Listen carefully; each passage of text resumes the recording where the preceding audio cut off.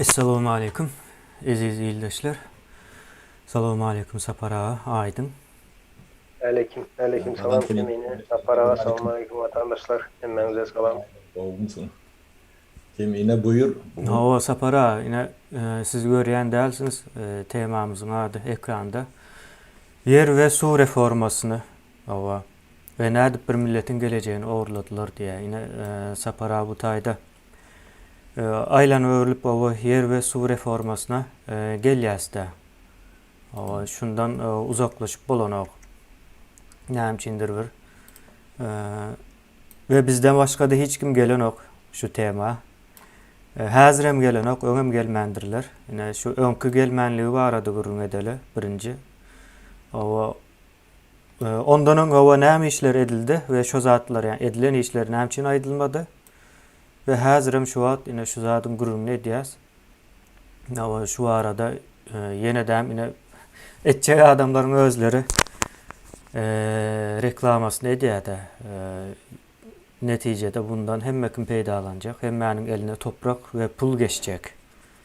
Yani tutuş halkın eline o toprak, pul birlikte geçecek ve bundan hiç kim söz etmeye olagent oyunlarına girip halkın ünsünü bölecek olyalar da. Näçin indi nämäni aýdyp beren Sapara, näçin biz bu mesele gaýdyp gelmeli bolýas. Sebäbi ine täze Türkmenistan diýilen wagtda birinji fundamenti täze Türkmenistanyň nemesi maksady şu topragy halka tawşyrmak. Şu topragy halka tawşyrmasa halk azat bolup bilmeýär. Şonu görýäs, sebäbi ähli hak hukugyň ine hak hukuk diýäse, hak hukugyň ösen yerlerinde birinji eýeçilik owa öňe çykýar. Olam eýýam orta asyrlardan başlaýar da şu feodal nämäniň rejimiň ýa-da usulyň diýeli o ýykylmagy bilen adamlaryň eline o topraklar, tokaýlar, o derýalar, dağlar, gatykän zatlar o geçti ve Ýewropa şonuň üstüne yani hakyny talap etmek diýilen zat şu toprağa eýe bolmaktan gelip çykýar da. Bu diýär meniň topragym sen o içine men islemesem sen girip bilmersin, o albam bilmersin. Dünýalyk bir neme dörýär, onuň arkasynda bir felsefe var. Filosofiya var arkasında. Şo taýdan gelýär da bu nemeleriň, milletleriň o hukugy diýilen neme. Şondan gelýär. Ýoksa milletleriň ýerine imperiyalar dowam ederdi entegem.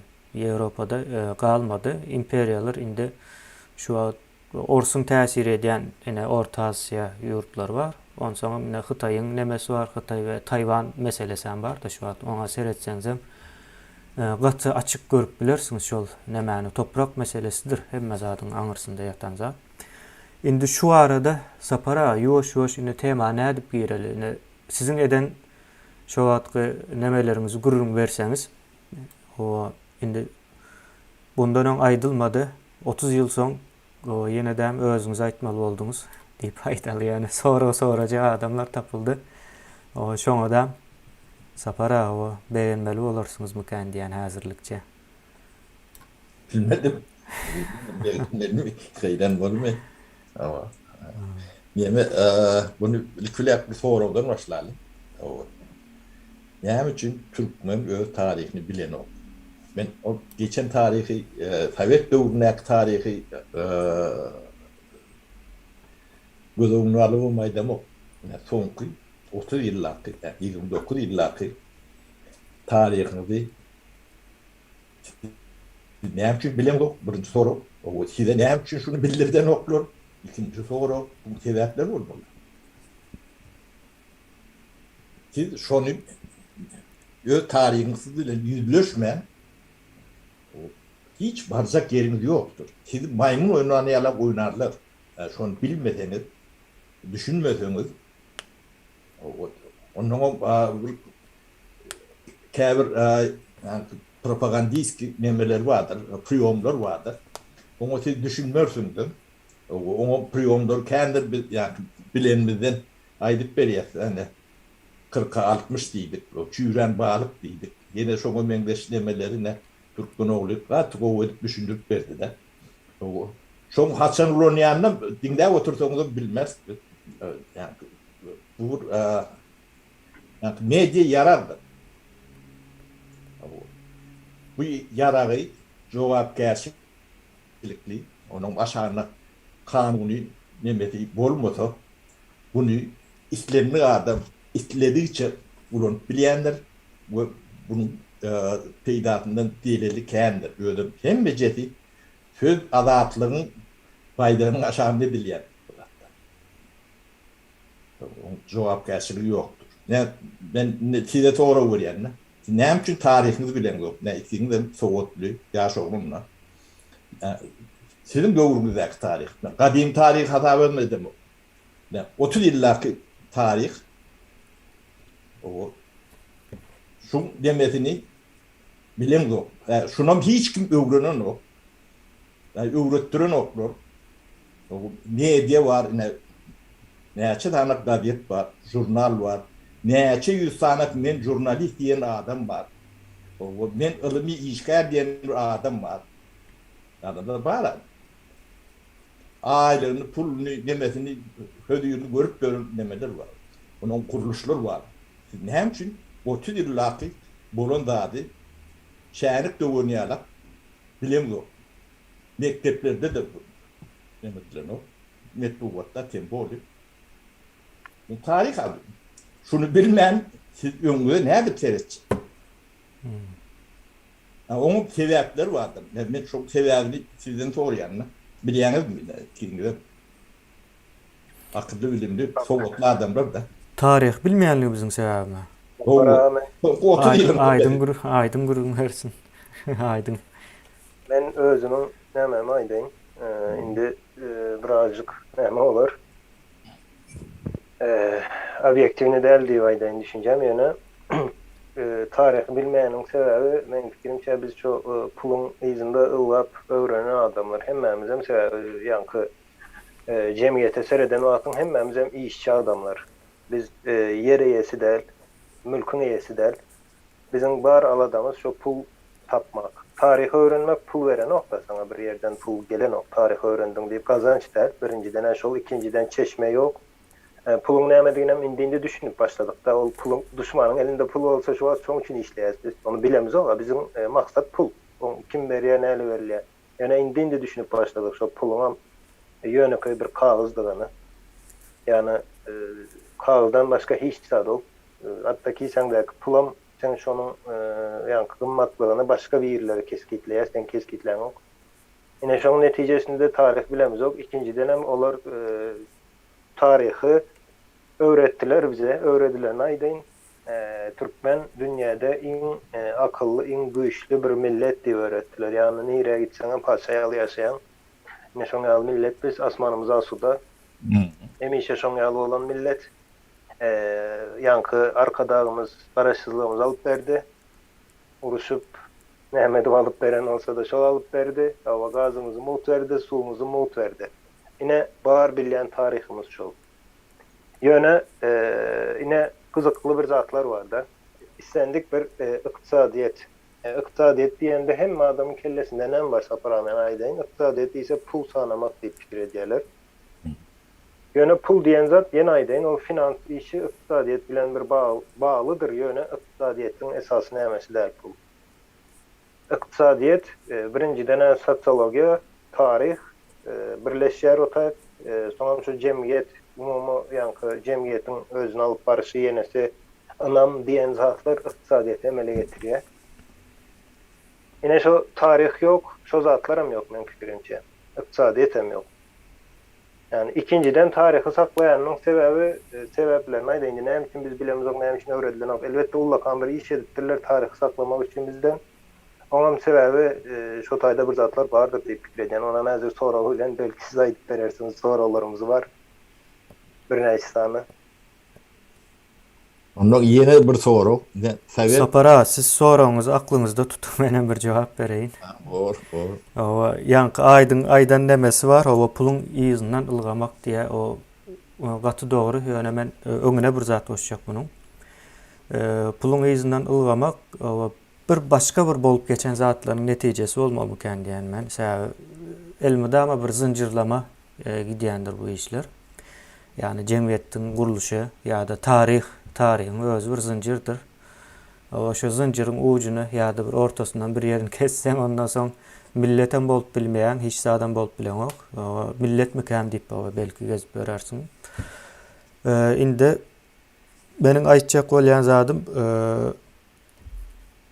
biz göçüp gonyup ýören halk bolan soň ondan soň bir dönem Orus imperiýasynyň nemesine gelýär. Olan zor bilen neme geçirecek bolýar. Bir imperiýa guruluşuna geçirecek bolýar. Onuň içinde de o komünizm nemesi bolýar. Agdarylşygy diýip aýtjak men o rewolýusiýa diýip aýdyp bilemok. Hakykatdan bir agdarylşyk.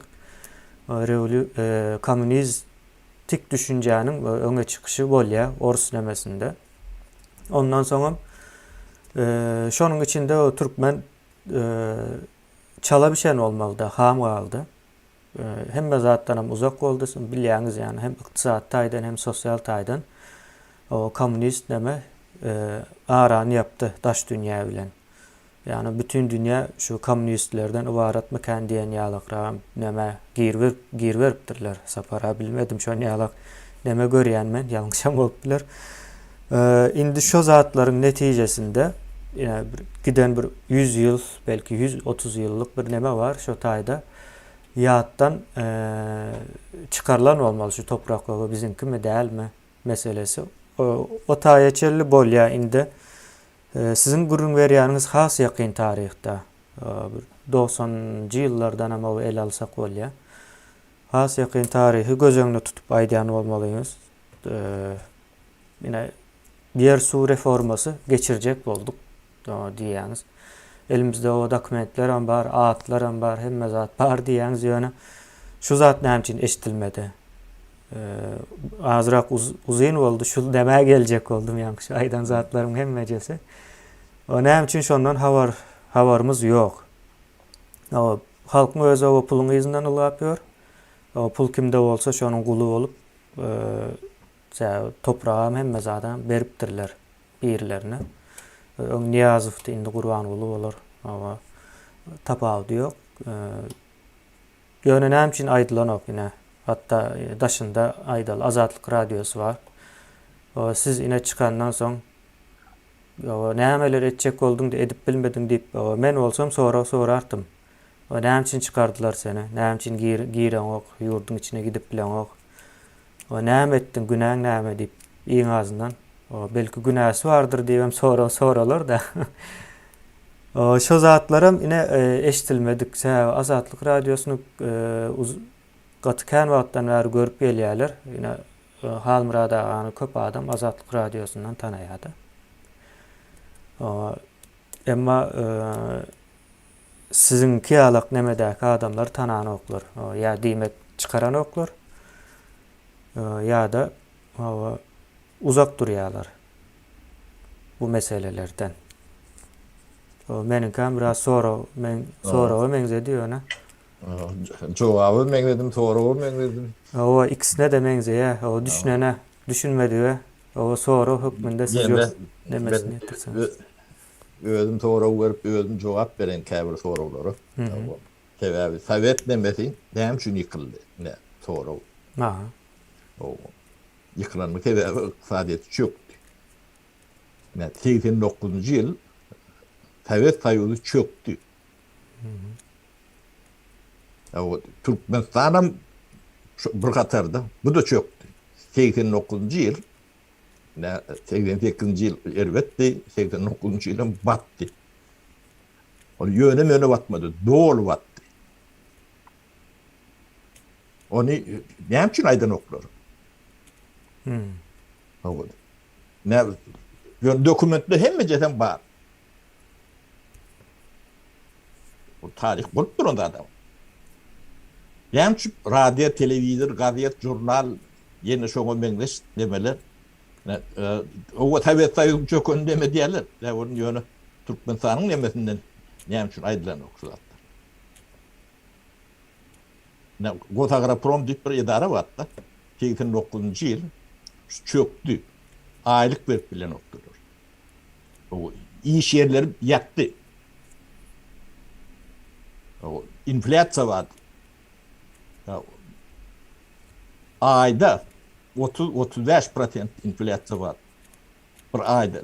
Düşünüp bilen bir ayda 35% inflasyon bolonno önümçünün hiç işlep bilmeyeceğini gözüne getirip bilen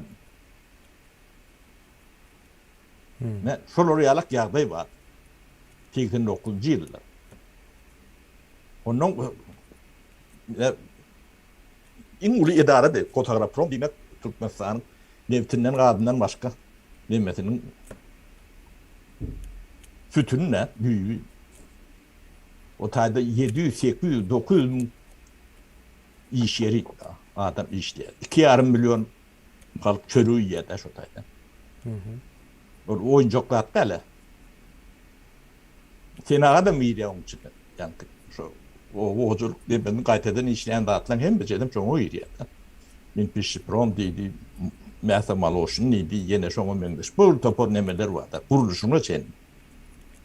O Türkmenistan'ın nemese üyede, o nemesem de targadır. Şunu hiç kim aydiyenlerler. Eşten yeriniz var mı?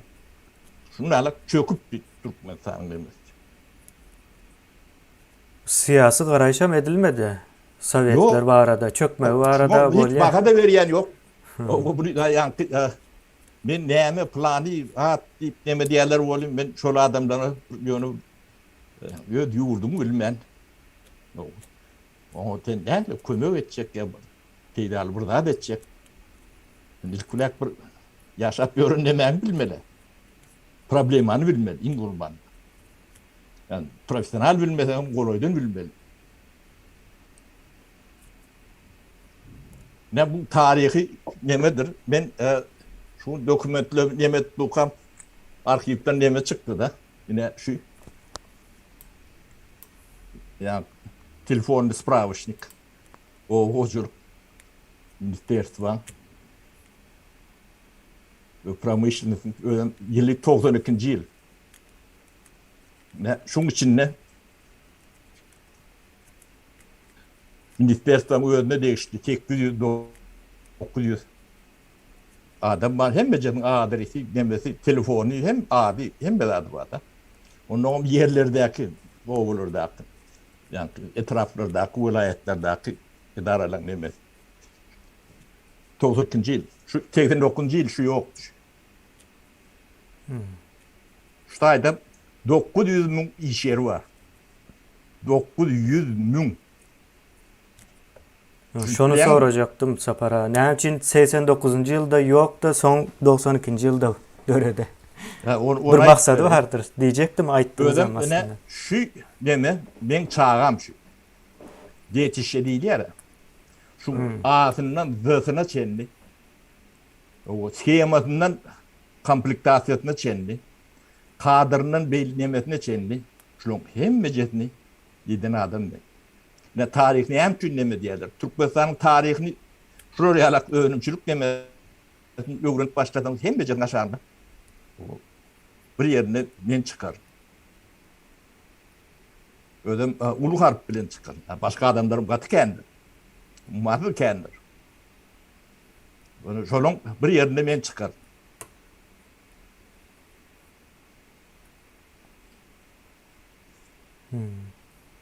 Ana öğretilmeyenin sebebi şol.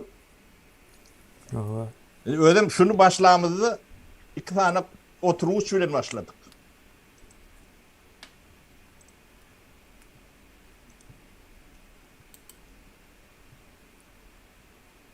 ...89. yıl... ...deme batanla... ...bölüp ayırdılar. Hem benim yani oturttular bölüler de. Onun... ...Agroprom Pirrabotko deyip... ...deme... ...Abidniyeni... ...kurdular. O general... ...direktör Paydgelmeyedov. O... ...benim gılavlı... ...iktisadi nemesinin gılavlı upravleniyesi... ...ormatarım değil. Onun dile var... O tayip olmasa deyip. Onun şu nemelerini etaplarını kurup başladık da. Şu ispitaklar nemen. Ödem iki tane oturucumuz vardı. Panardan. Bir panardan stolumuz vardı. Başlayış nemeti. Tabii onun bir topar ne çökün idareler değiller de sizin. Spita var. O da bunun hem meceste ondan bir yıl geçiyor. Neme yani değil mi? Partaçılık nemesi de. O devlet idaresi.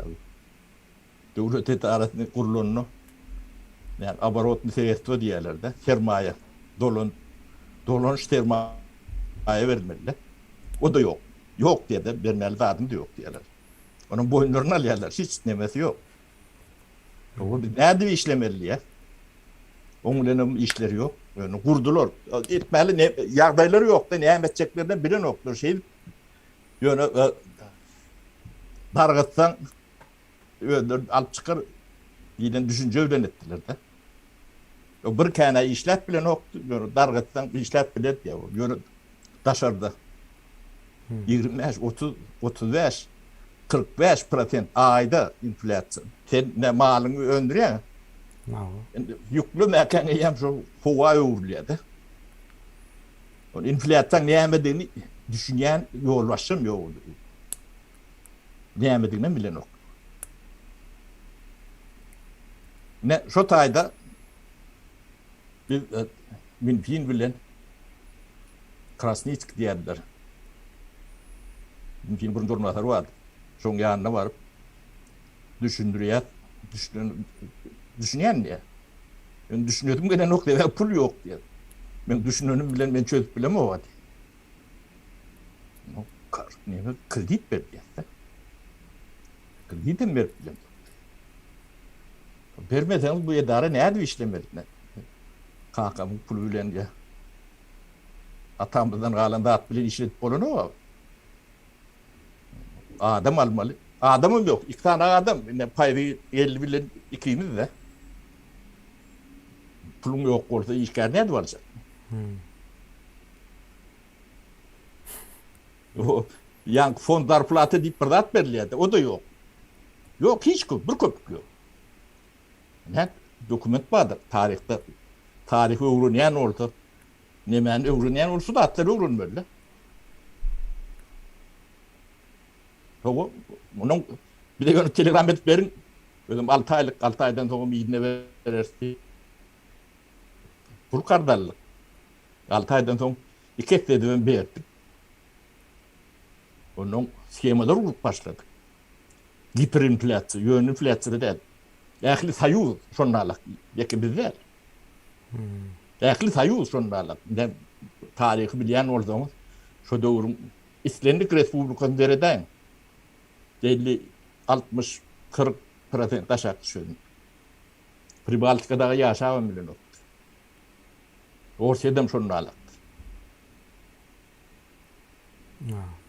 Ya vurduk. Bir yılla yan toparladık. Öyle yürüyüp schema ettik. İş nemeni yani iş yerlerini saklak kalmalı adamlar. İş yerlerini yitirmeliler. Vahut çoktu 700-800 mu adamı diye de iş yeri. Öyle çok mutluğu da hiç neme yoktu. Ondan sonra yani çıkarıp duran neme yani bir kip insan parkta kip bolup çıkıyordu. Priyet batıp bukan bir de hava yerlerde onu yürüyüp kurnadık. Şu bir kipin numarını, kiletini, sortunu, tipini iyi yerlerde. Şu kip nemeden sağadı, nemesinde pul geçmedi. Ne onu kurnadık biz. Ağrıp bak bu ne tercih bilendir bu işler. Neyle yakbet bilen kurulurdu. Yakli Respublika'da oluyor bir yeri değil.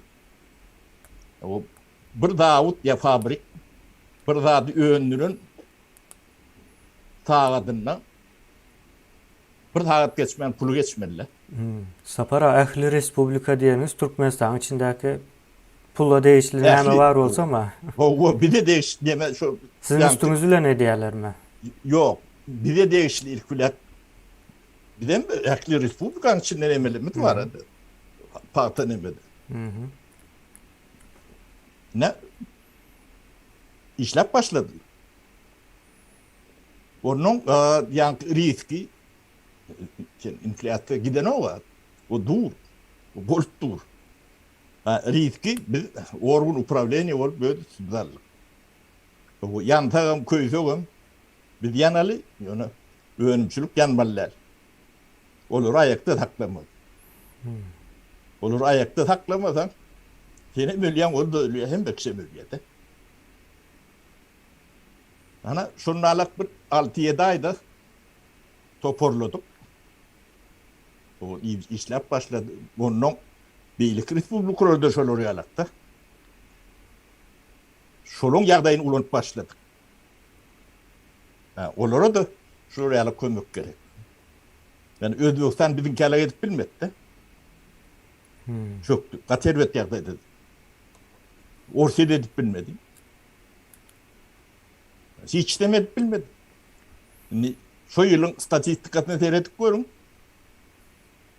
Beylikler 40, 50, 60. Aşağı kaçanlar. Türkmenistan 105-103 % ötüşüyle işlep durumdur. Onun 2 yılın içinde yani dargadılan ministerstvolar var. 9 tane ministerstvo var. Bir yan ucundan bize verip başladı. Yeke. İlk plaza doğuştu. Onu verdiler. Onu kaldırdık. Son Mesim Aloşin'i verdiler. Onu kaldırdık. Pişi boyu ipneme var. Onu verdiler. Onu kaldırdık. Meşgal Hostro'yu verdiler. İn son kom 92. yıl Minkel Hodu verdiler de. O oculuk nihtirliği. Onun adına da o oculuk nihtirliği koydular. Yine sonunda dören deme şu. Şu 89. yılım yoktu. 90. yılım yoktu. Şunun içinde kerhanelerim öllü. Yine şu ayda 800-900 bin iş yeri var. 2,5 milyon halkım şu iş yerinin nemelerinden çörüğü yedi. Şu wagt näçe iş yer vardır diýip pikir edýäňiz Sapara? Nazar edip aýtsak. Bilmedim ben şu yani şu tağın taşına yetmiyor da şu wagt. O şonuň üçin demetdim de şu wagtky ýagdaý aslında sizin gurur berýän o wagtky ýagdaýyňyzdan ama agır bolmaly. Ýöne şoňa ünüsi çekýän adam ýok da. Ne habar boldy? Ya bular yeme onun o hocaluğun berenlerine o hocaluğun yükü hâlem ağırda. O tayda 500'den uğrak yani kalkot tavkot 500'den uğraktı. Onun yanı bilen veterinar nemeler var yani bir topur kuruluşlar vardı. 92. yıl yani şu memen içine düşen memen 2500 sanak предприятие, idara. 2500 sanak. Ne şulun hem becehmin adi telefonu direktleri bu oltür hem beceh bad. Özüm şunun öz tipografyamızı özümüz yatattık da. Yani ne ben spravочник, telefon spravочник, служебник. Yani iş nemetinde olan yani memizde. Şunu bilen adam yok. Okey, bunu yani bu profesyonel adamlar bilmeli ne mesut düşünürler.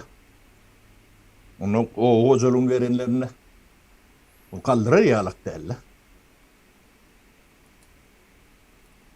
Çünkü eyleki alak önümçülüğüm derler. Bu önümü daşarıyım bu de nokta. Teknik adam yok, hiç adam yok. Kuruluşum yok. İşler yalak yağdaylarım yok.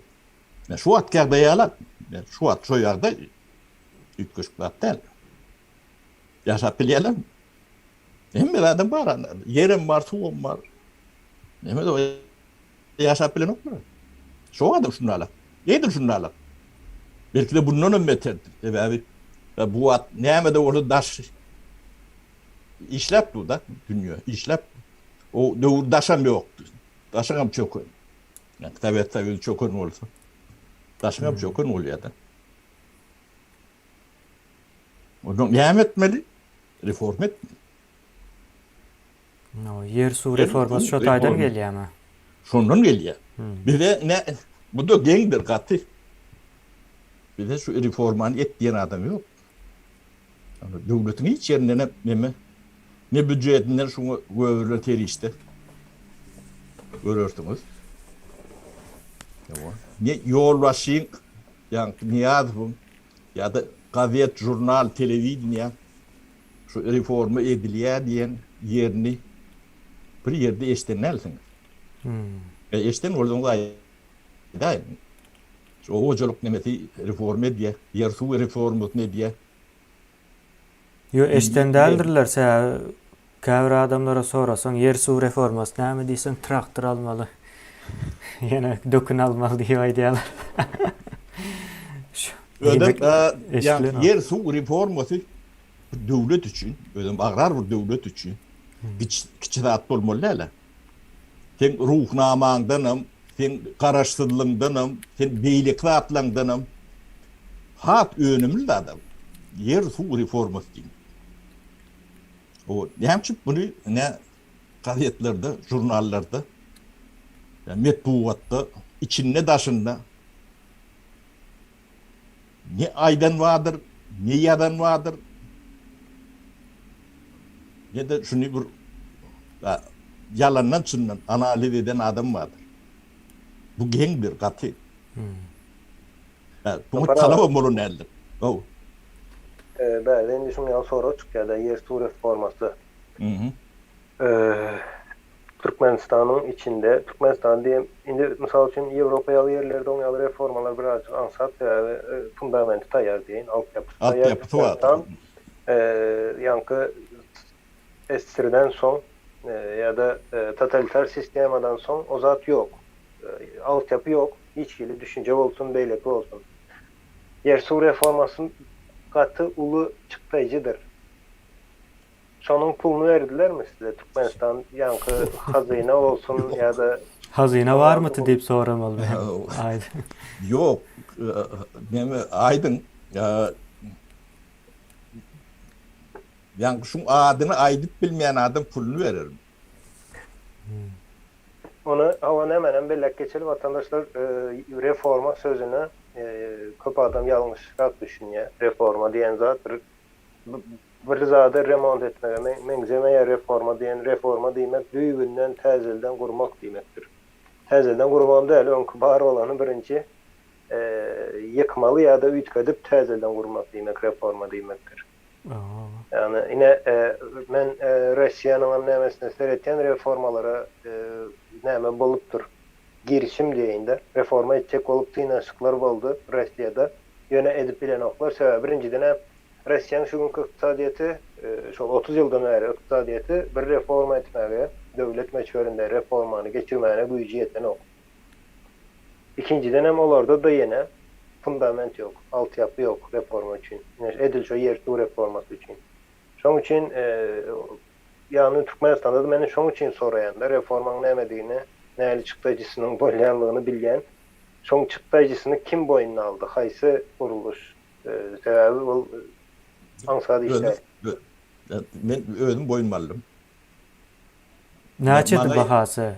Men ne aýdyp bahasy näçedi? Sapara şo. Bahasy ummatsız, bu bahasyny çykarar ýalagan däl men gurum beremde özüm soňundan gödüňde getirip bilersiňiz. İlk ulak bir addel vurduk. Yani reforma addel libne ştaýlarda badır. O kiçoğlu son upravleniya vurduk. Yer su reforması vardı. O da yetmedi. Son glavny upravleniya vurduk. O badır hemme nemede vardır. Yani dokumentleri yazgı, yani tarihi öğrensen şu zatları öğrenmeli. Son o da yetmedi. İnstitut açtık.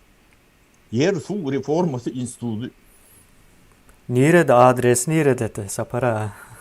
Adresi ne bunu gidiyen İngiliz mi ya Peru'mayım şu ikisinin birleşen yerinde telefon institutu yeten yerinde neme vardır köçen sağ çep tarafa Pratezni institut diyen balnisa vardır karşı tarafında da bir taş bir taş dahi vardı.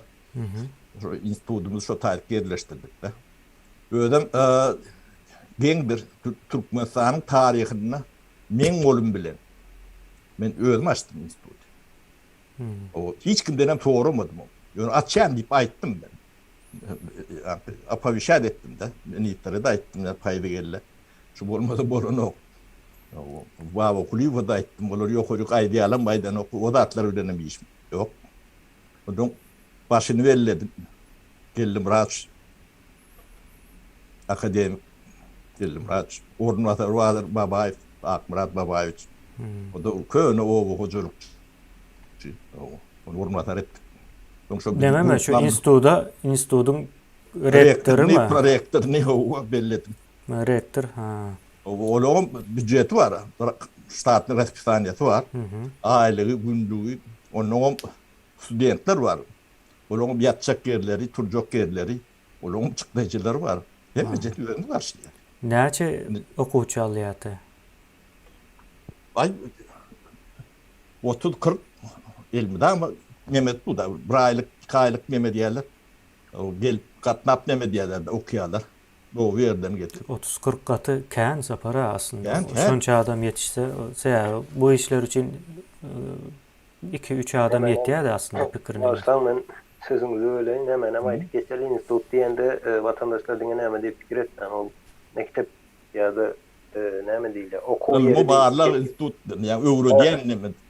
araştırma diye öğreniyor projektlerin üstünde işleyen kurama kuruluş.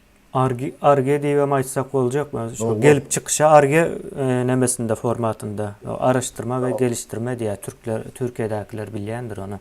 Arge'nin nämeligi. Inni siz ne Türkmenistan devlet bilýärdi.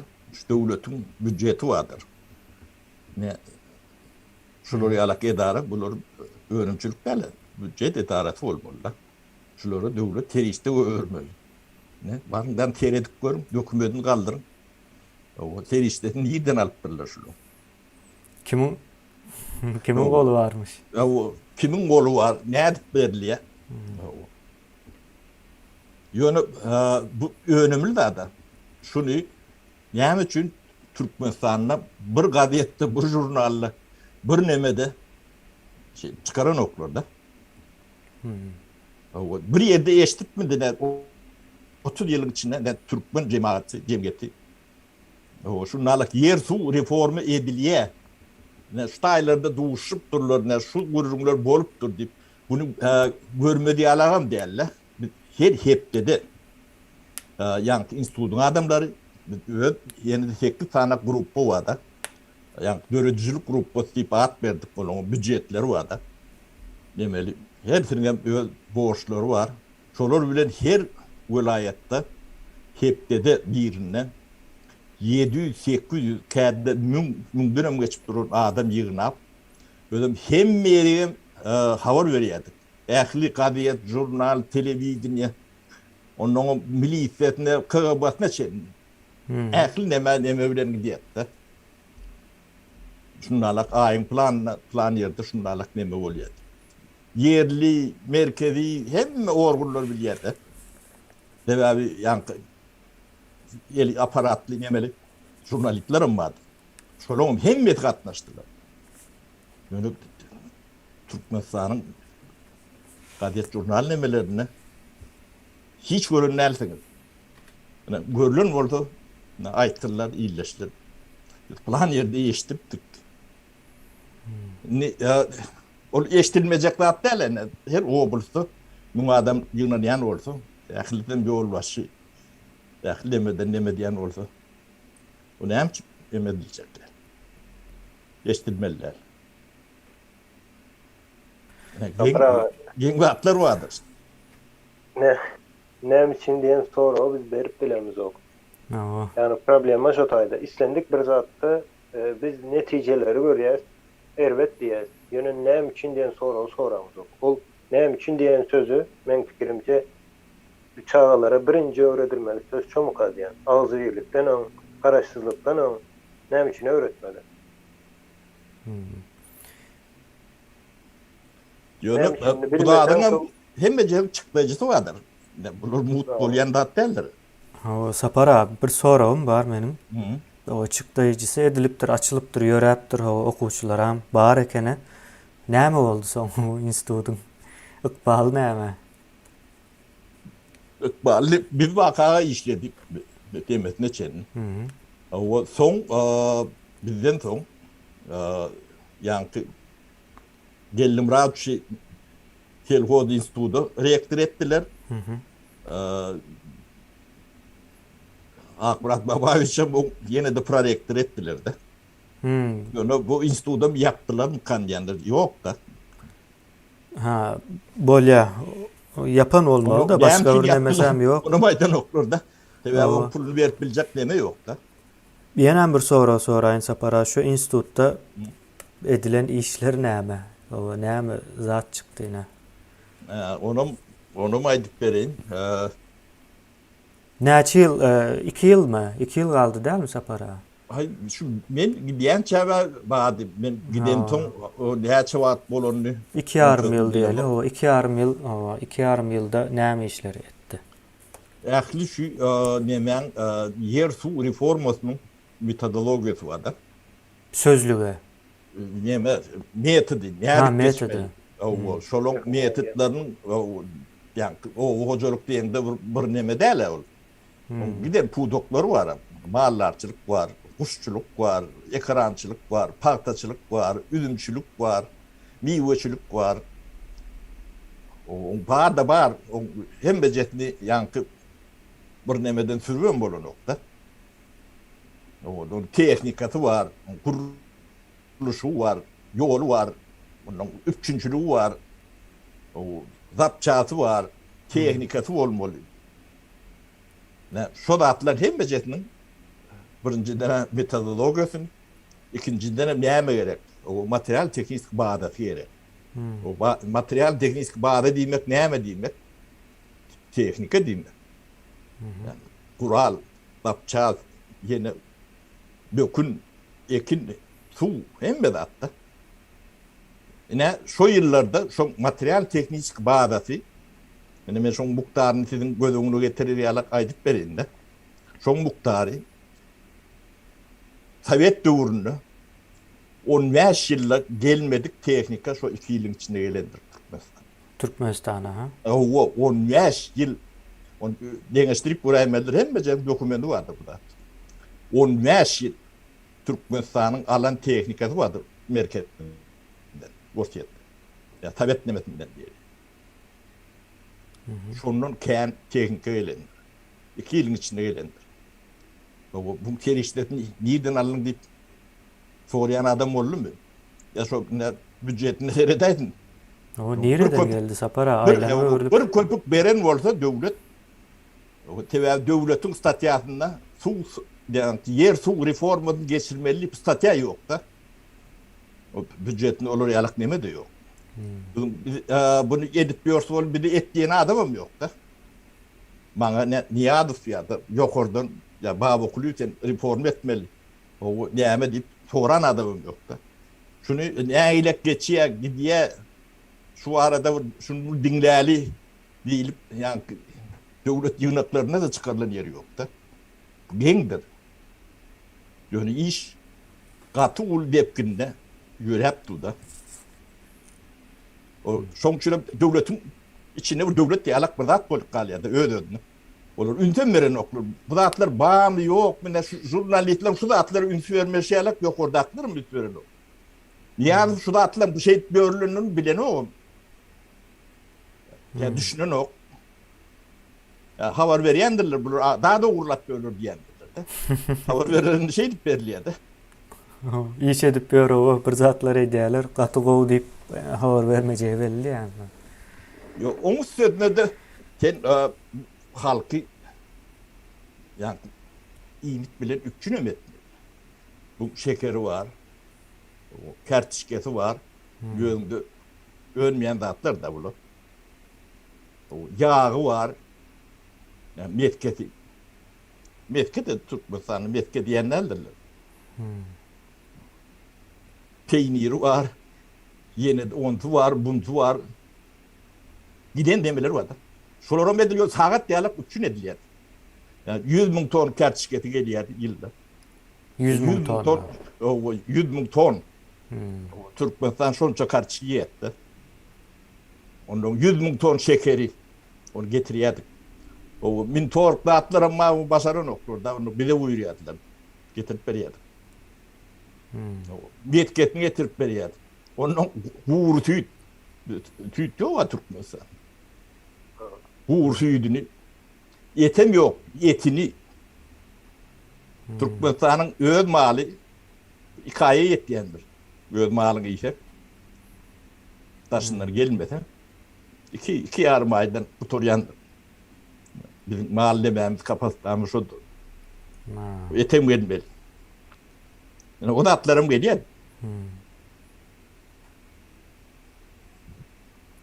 Ne şeyler hep neme? 94 yıla çelli geldi mi şu zatlar? Ha? 94 yıla çelli geldi de şu zatlar. Geldi. O son 94 yıldan son bolan ağaçlı gurun versinler. O devam ediyorlar diye ne? Kimini? Aklim 3 yıl yönünün nemesini satıp alıp gidiptir. Şunun için halka açtı. Ne şol oraya alakmışmış demediler de. Kime sattır? Bilem yok, bir yerine satıptır. 3 yılın projeyini. Öňünden satypdyr mı? Öňünden satypdyr diye de. Kim öňünden pul berýär? Haýsy ýurt berýär? Bilem yok, berýänler bardyr. Bular bilýän bolmasa şolardan torum bolar. Näme del oňaly zat bolup bilme mümkinçiligim yok. Hiç ýerde oňaly bir kontrakt yok. Türkmen nemesi üçün bolýar, Türkmen kellesi üçün bolýar. O krizdäki bir ýurt o entek ýa SSR'den çıkan bir ýurda öňünden o 3 ýylyň pulunu berjek. Näme ýokmu kendiýän? Yok o nämeler kemine şahs bilen oňaly dagawar yok hiç ýerde de bolwan bilmeýän ýany. Tamam birine satan olsa da sapara, satan olsaňyz satan ýa-ni satan firmaňyz ýa-da adamyňız vardır. O näme üçin yok? Kime satdyňyz? Öz-özüňize satdyňyz mı? 3 ýyl. Diýme, ýöne geň dat yani Türkmen'in cemiyetinin fikir ediş nemeti bilmedim gatı adına mı oyup bilem yok ben ya da fikir edip bilen yok ödem bu da adı bilmeli bir adam iki adam değiller 100 milyonlarca adam şu da adın hem de cetin şayada kaptalım onu bana bir teknikasını bilöndu Sapara bu Sudatların hemmecetinin dokumenti var. Ne için çıkaran oklar şonu. Sapara okumayan halk o dokumenti okap o taýdan bir zat düşünjegine ynanamok. Şonuň üçin bolupdylar. Men bir zat aýdaýyn. Ine jemiyet o bilmedim yani bir tarihte görüldümi? O jemiyet tutuşluğuna o hakykatdan uzaklaşýar. Türkmen jemiyeti şol hakykatdan uzaklaşypdyr. Hemme zada ters neme bilen seredýär. Bunun neme var da näme aýdyň interpretation diýilýär. Yani ýagdaýa neme vermekde, näme diýilýär türkmençesi onun.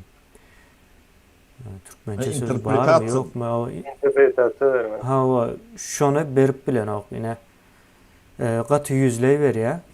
Bu yüzleyi berýän zady ine bizim için o ziyanlı däl.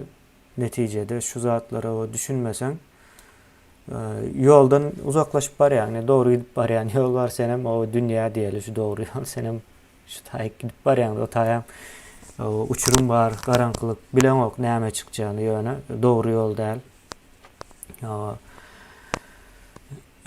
Son gaty näme yani halk şu zady doğru edip bilmeli. Yorumlamak değil ya da buna. Men bu sebäbini nemede görýärne. Ine misal üçin şu zatlary şala gurrun etsem arkasından ben çıkýanda. O. Näme üçin çıkýanmy bilemok. Ne şu atları yedip öğrendim çıkmalı bolýanda. Ne şu men çağıran bir payda oturna. Ne şu tayda 900.000 iş yeri var da. Bunun ne yardıma da nemeden ok bol yani arşivlerin içinde dokumentken şu çıktı da. Yani 900.000 iş yeri demek näme demek? Ne yani şu olmadık bolsa da şu işleri yerleri yok. Şu at yok. Bu ne? Bunun yok. Ne bunun şu buna yetilen gün şu at. O vat yağday şu atkıdanı berget. Yani daş da vurun şondalıkta. Yani ödüm kör. Yani dünya sen için neme bulonu pu yalak den. Ne yüzüp bilyen, ne su uçumunda görüp bilyen de. Çünkü neme. Şundan kıyındı tekrar okunca. Yok. Yani ağırdan inerse var, kazanan edilen nemeler var da. Şon inersen nemesine Badına. Badına bir yıl volt bilye, yarım yıl volt bilye de. Yönü çörek, yani kertişken yılda olmalı, günde olmalı, yani çevredatlar günde olmalı, çörek yemeli. Şu zatlar bolmadan bilyen. Bir de borcumuz böyle. Ben ne borcum var, ben Türkmenistan'a şeker getirip vermek. Borcum yok ama. Bu ülkeme de yerini oku. Ya kerçik getirip vermek. Ben bu ülkem. Ya şurada dağıtılan pullarını pulunu tapmalar oluyorum. Ben yani getiriyen yeni mülenin bolunu o. Terişten tapmalar. O da üç batan terişten ama yok. Sen pulun hiç geçin o. Senin hiç yerde adam hatamını urlama o. Yani doğru değilen adam öğren o doğru. Gerek olsa atlı kılıçlı gidiyor. Gerek olsa tanışım oluyor. Köyünüz verilen oluyor. Kontrakt var, neyme var. Değilen de adam işler nokta. Şöyle yalak yağday vardı. Onu yankı biletleriyle nokta. Bana şu doğru yani vermeyeli cesaret eden Türkmenler şu ikinciden başka yok diyem bu yani halbara da uğradı demet. Borcoladı. Yok sapara kızıklı da yine yer su reforması deyip yine geçen yıllarken ama bizim düşünmemiz yoktu. Yani şu an yine 13 milyardın demesini geçti de şu an komentaryalarda da yazıyor. Şu 13 milyar o yer su reformasını etmek için gerekli mi deyip o şu gerekli onu biz bir yerden hava karz alacak olup gören yerimiz yok. O 13 milyar bar. Evet çıkarıyat onu. O bar 13 milyardan değil o entekkatken olur mesela bu yuvoş hasaplanıp ediliyor yurdun içindeki toprak görünüşlerine nemesinde. Yine de o tahminidir çarklanıp ediliyor yani şu an Türkmenistan içindeki işleyen sistemden yüz etse yine de o kolu netice verecek. Şu taydan durup ediyen hasaplarımızın. Son nerede? Kemine sözünü bölüyen. Hava buyurun. Sana da sorum var, Saparağa da sorum var. Birinci yankını hemen düşündürüp geçeli 13 milyar var mı ya gerek mi diyen vatandaşlar var. Vatandaşlar yer su reformasının Türkmenistan'ın iktisadiyetine koşacak çünkü o bizim işlep yetişen yerlerimiz. İşlep yani Türkmenistan şu an ödleştirilen yer. Karış biz berde elbette Türkmenistan'ın içinde değil, içine varsak vakaları yüklep bilye ol Türkmenistan'ın en açacak olan lazım. Şol pul yani yerin beyleki yani çölünden tut hem mezadın bazara ya da Türkmenistan iktisadiyetine koşandı diyeyim. Dolanışığa girecek. Dolanışığa girecek. Şol zadı döretye. Siz fikir etmen pul hem mezadı döretye. Tersinedir yine tarihten. O toprak pulu döretti yani aslında. Toprak döredip bilye ya da bir önemli akıl. Akıl. Hem bir yerde akıl anam düzgün tertip. Zatlar yine tamam işleyiş tertip düzgün yine şol zatların hemmesine hemen neticede pul öndürüyor. Pulum yani iqtisadiyetin gani alı bir tatta dolanışık. Yine şu zady döretdi, yani şunkü işläp yetişen yerimiz ya da barlap yetişen yerimiz şol oldu. 13 milyar dollar oldu. Indi men sorağa geçip bilenmi? Geç. Birinci yankı kemine sorum var. Cemiyetin şunkü ýagdaýda men bir zady görýän. Ol ýalňyş näme dip bilerin sebäbi kendi çoňur wagtym ýok, barlap görmäne ýöne ýalňyş maglumat bersen köpçülige, men kişilere diýemem, watandaşlar kişiler köp adam ýalňyş bilen dogruny seljerip bilýär, onam görýän. Ýöne köpçülige alanda ýalňyş maglumaty has bir hili näme kabul edýärler kemine. Dogru maglumata garşy eýem adamlarda bir näme bar. Direnmek var şoňa garşy. Karşı durmak var ama. Şol zat barmy ýa-ni sotsiologiyada ýa-ni de Bar, psikologiyada? bar Men bunu üçin ýalany, ine ýalan maglumat bersen, onu indi men biz bärde barlap göreli diýip edip biljekler. Sebäbi men birinji şuta gelenimiň sebäbim samimiýet we açyçanlyk we bizim etjek bolan işimizden şol şeffaf ýa-ni prozraçlyk. O taýda da ýalana ýeri ýok we Türkmenistan 30 ýyldan bäri ýalan, şu ýalan sistemany ýykmak üçin diňe dogruny ulanmaly, hakykaty ulanmaly diýip pikir edýänim üçin çykyş edýän. Şoň üçin gönülden göne özüm berde ýa-da ýene kemine bilen haýyş edip bir eksperiment geçirmek ýaly nämemiz, niýetimiz ýok. Ýöne görýän zadym ýalan maglumaty palajitivni kabul edýärler, dogru maglumaty otrisativ kabul edýärler, ýani negativ diýip kabul edýärler. Näme üçindir? ama bunun şol zat bar ýöne sebäpler. Bunun Yine kemine bir minut men sizden ruhsat alan 2 minut men bir kapyny açyp ýapaýyn. bor.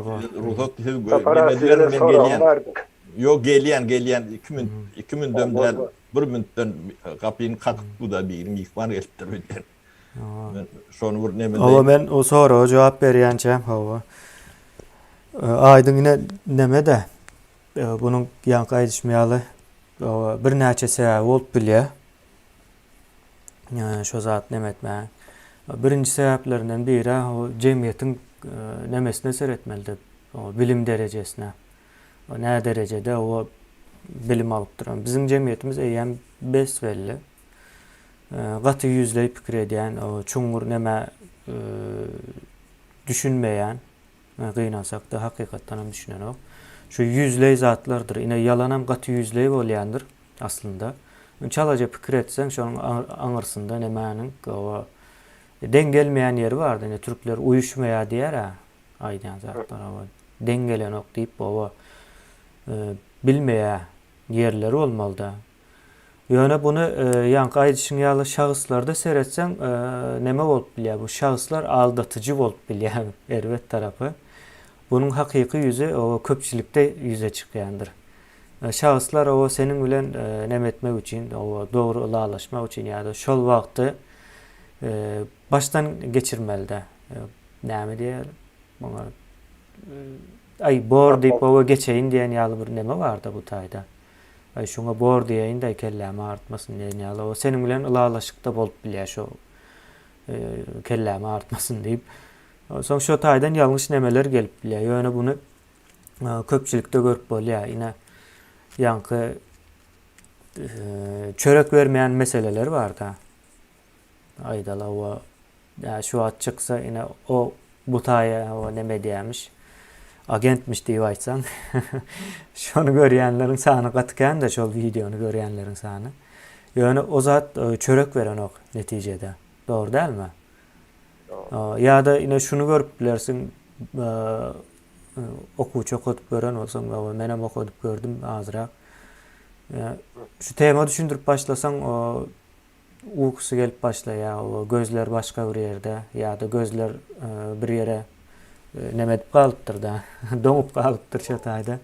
Görüp bolýar, ine şol zatlar, ine öwredýän zadyň o dogry zat, bilinmeli zat, ine şo zatlar kıyın gelýär. Bulam gynansak da o bu zatlardan geçmeli, ýöne erwet tarapy bar, ine dogryny o inkar etmek bilen näme gowuşup bolanok. Näme diýilýär? Eşretli durmuş diýär ha, sapara. O eşretli ýaşap bolanok. Yani bu inkar edildikçe de o ýagdaý agyrlaşar. Bizem bunun her türlü nemesine näme diýilýär? ağırlık ýagdaýyna görä taýýarlykly. Şu wagtda o Türkmenistanyň içine o girsek etjek işimiz o başgaça. Aýdaly o açlyk bundan hem o erwetleşdi diýeli.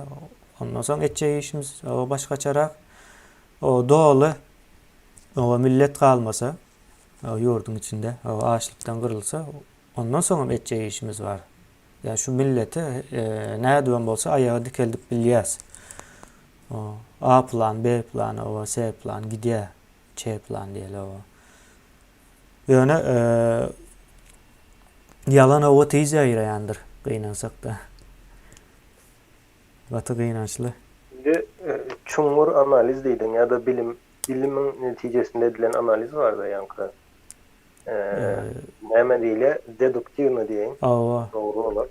Şimdi şu analizin neticesinde geçenki videolarda entek saparağa da soracak ya da birinci saparağa sonra insan saparağa şu reforma yine geldi değil mi saparağa? Awa geldi. Geldim. Yani işlen dövrünüzde yolları söyleyemediniz. Yol ya da bir kanal kuracak kanal çekmek, yol kurmak ya da nemeleriniz oldu mu proyektleriniz? Gatıken men aýdyp bereýin. Ýeki oda diýär. Ne kanaly durşuno bir tono nemetjekdik. Ödüm teknologiýasyny tapdyk. Proyektinem taýynladyk. Bir tona diýeniň siňmezligi üçin. O yere tiňmedli üçin. O bir tonu bir öne bir tonnel ýörüýte ýani Japonlar neme diýär-de. Sintetik nemeden deşik kalta ýalak neme. Şok içinde bir ton polyalar onda çöküp ýanky neme bolýar-da. Japonya'da kendir bölük neme. Yok neme bolup durun. Şu geçiren nokta ýani sintetikaň bir ödüm taklýar-da. Şol ýalak teknologiýaly proýekti bardyr. Ne Ilomanow bilýändir. Ýani min wat kodum şu wat nemesi. Şoň bilen kän nemetdik. Ödüm ýokary tarapdan ýokary diýende zapada gitdiňçe gadanjyk töwereklerini çagıldyr. Su ýöne aşak diýendir. Yani o çağı yerde näile umurlu trambowa edip gaty nemeden nokta gitdi känide nokta. Bir çıkýardan bir ton ýalak bolýan ýerlere bolýar da çağa. Ýöne çagılly daşly ýerlerde su sinip gidýär-de. Şu bu tarapyndan başlap etmeli neme ul proýekti var. Pulu da adam, hemme de adam var. Şonam edemeyecek. Öyle vaktimiz olmadı. Bu da atlar gerekkel, önkeden edem gerekkel litlerde. Onun yol yani yolu eleyim yani bu kanalın aşol onun bulon dem starayatları vardı. Şol atların getiriyorduk. Onun kanalı o bir de değişirler. Min vakit ayrı.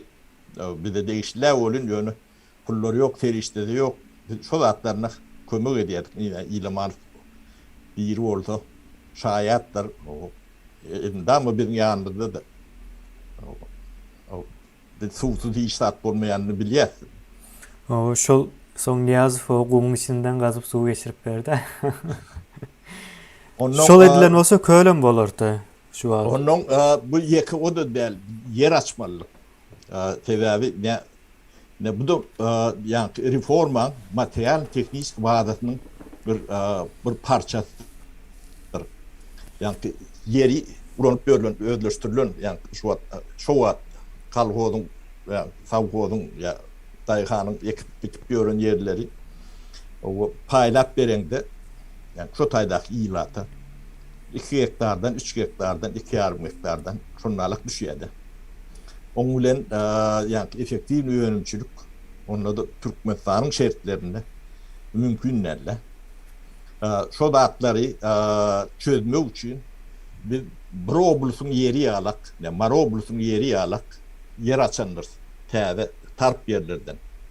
150 000 hektara çendi yer açylandyr. Şo yerlenen ýollar çekilendir. Onun suwlar çekilendir. Ýaşa elektrigi çekilendir. Ýaşaljak yerleri dolu bolmasa da çäkli bolsa da şo taýda ilk baramlar üçin tünök diýär-de giyip çykarýarlyk neme edilendir. Ulukanda da 150 000 hektar diýmek Sovet döwründe Sovet döwrüniň güýjü bilen şol ýalak yer 10-12 ýyl edilýär.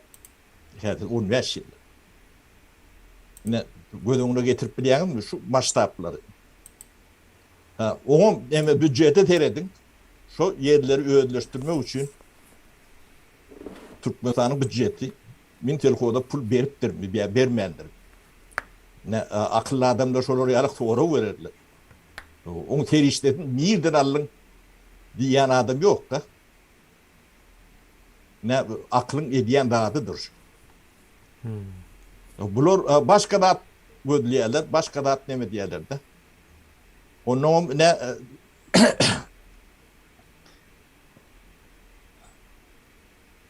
kadir nemetim var da. Nemetinin hemmecinin üstünü şu da atları düşünüp bilýän adamyň sany gaty az. Biz şonun gat uly kynçylyk çekýärdi. Bu institutu açanymyzdam şonun. Şo taýda adam okuýanymdam şonun. Ähli Türkmenistanyň içini, yani institutlar var, akademiýeler var, nauçnisletski institutlar var. Şo taýlardan kadyry bir institutdan bir ya iki adam normal adam çykýardy. Yani şu da atlara düşünüp biljek.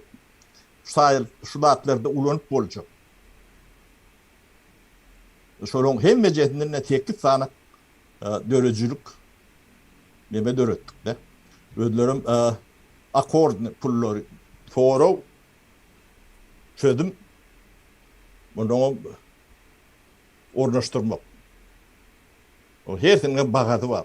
Ödüm ummaty demeler. Kelledi işleýärler. Yani şolong pullaryny nerden aldyk diýip soraýan adam ýok. Sapara şol pullary hasaplamaly biz. Benim hasaplasan 809 milyard bolar. Yani şonu ettin dip bize pensiye berbilen mi? Keminden şonu doğru. Sizden olama etmeli daha duvara. Ben pensiye çıktım da. Ödüm yankış devlet için eden dağıdımı ben yakıcı ödüm ettiğimden diyemeyin. Ben tabii şu kallık gibi formatı benim işler ettim. O ben ön bir tapar aydıptım. 50 yıl iyi de 30 yılın bir öňe bir dem şu teride münürüm o ağır basmasak ýireňde tygýan bolsak şu taýňa sokup bilersiň diýip men gün aýdýan. Şunu aýdyp biljek erkek gözlükli bağ bolsa Türkmenistanyna çykdyn orta. Şunuň hemme jesiniň ben aýdýan atlan dokumenti bardy. Baryp terede emediler. Hırňyz tutýan bolsa hemme jes dokumenti bar. Köpügne çen dokumenti bar. Öyle tarihtir. Türkmenistan tarihi şu. Ya sizin ıkbalınızın tarihi. Şunu bilmeýän şuwda düşüp görürsüň. Size yankı ruhnama bilen biralýarlar. Ne garaşsyzlyk bilen. Yer su reformatı önemli mi? Ya tek ruhnama önemli mi? Ne deňeşdirip görüň. Netil yetiştirdiler. Ne ruhnama altın asır netili vardır. No. Kelleleri fındıkça yok diyeler Türkler beyinleri. Sapara şol yer su reformasyna indi garşy çykýanlar bardymy şol. Uf diye. Yönüm önüdü de. Näme üçin garşy çykýar? Indi garşy çykan adam bir argument getirmeli de. Sen edýän işiň näşňaly aýdaly kemçilikleri var ya da ziyany var diýmeli. Näme diýeldiler? Bahana näme üçin garşy çykýar? Ontunu şolong ödünde toğramatan yani karşı çıkanlar ilk ülaga yani şolong aýdýarlyk tip oğul diýdi. Bizim o taýda gürrüň sizde ele o taýda. O bizde olun şu bizden başlayanlar da. Neme aydın yine şu Sovet mentalitetinden yani post Sovet sindromu diýeli. Elmide ama o şahsı saylaýar, o bir san şahsı saylaýar, şonu orta çıkarıp şu diýär sebäbi neme var? Sapara sebäbi jemgyýetiň hem akly şoňa ýetdi. Bir şahsdan o neme gelýärmiken şu problemalar diýip neme var da dini kitaplarda geçýär da o bir gowluk gelse o biz etdik diye o erwetlik gelse bir san nemen peýgamber saýlaýardy şu günäkär diýip diye peýgamberi barmaklary bilen görkezýärler diýip neme vardı, ayetler var şu aklıma geliyor. Hakikaten olar cahil diye. Cahil bolanlıklar için şonu ýaly edýärler diýýär. Ýoksam Niyazov o günahkar däldir diktaturanyň döremeğine. O görkezdi ýa Sapara bilen geçenki çykyşy onu gidip görüň hökman suratda. O Niyazov'u yürüyte döretdiler. Arkasında bir giden adamlar var. O kaptanda sunvat işgärler var. Onun başında jurnalistler var. Ýöne ýere dörep bilen okda men indi diktator diýip özüni ulan etse de kim kabul edecek? Edil şonuň ýalydyr. Ine bu ýanky aýdan senin meselende de şoň üçin bir adam çykarýarlar. Sen ýanky jemgyýet aýtdyň ha, näme üçin ol bir yalan bilen has çalt nemedip bolýar diýip. O çalt ağlap bolýar, ýöne bunyň netijesini görüp dursa şu katastrofanyň demesine geldi. Türkmenistan. Şoňa geldik. Awa bunu entek şu derecede cahil bolupdurlar, şu wagt nä derecede aç kalacaklarını bilip bilen oklar. O Indi häzir şu zat bar. Aydın evet sen sözüňi bölün ya taşa gitmäkä gaýdaýyn da bolmasy ýatdan çykyp gidýär-de. Ine reform etjek bolsak diýme 13 milyar pul burun etdiňiz de. Şu wagt reforma dol guturan bolsak 13 milyar del 23 milyardan yani döwlet diýme ykdysady abarotuny döwletiň içinde ykdysady dolanşygy ýetdi. Ol biziň ýa işte pul tapıp nemedenlemiz bir ýana şoň miwesi wada. Miwesi yer su ýa bazary emele gelýärdi. Türkmenistanyň ykdysadyýatynyň içinde 20-30 belki 40-50 milyar o da gittiğiçe de yerin üstüne burada salınıyor demediye bağırdı kalıyada. Şu an bir dünyanın pulu aylent durmurlar. İktisadi demeğin içinde, dolanışın içinde. Ne yitirilen dağıtlar şu dağıtlar. Ödem şu pul halkın ki hiç kim ki der. Onu ne sapar uğurlap biliyor. Ekeniğine uğurlap biliyor. Yeni başka bir yeri arkasına alıp gidip biliyor. O dağıtlar başkaça edip bolun o. Çünkü bolun son. O şoňam anamny, ketilini, kanunny, düzgünni, bazı şertlerini döreden soň şu baýlyk bolup bilýärdi. Onu biri alyp gidip bilen o. Ya siz ya şonu etjek bolup ýören adamlar ýok etsen siz şonu alyp bilen ýok. Sizde de şu bolun ok ne bolmadym da. Netijedem şu. Bunu başka yerden gözletmiyorum ben. Onu näme etdiňiz diýär-de. Birinciden o biz döwletin başyna kadym däl. Bular etip berýärler. Hukumumuz ýok. Size näme edip bermedi? Ýöne edilen zady görüp bilmedik millete. İkinci biri gelip bular edip berer. Oňa da soraga jogap berin.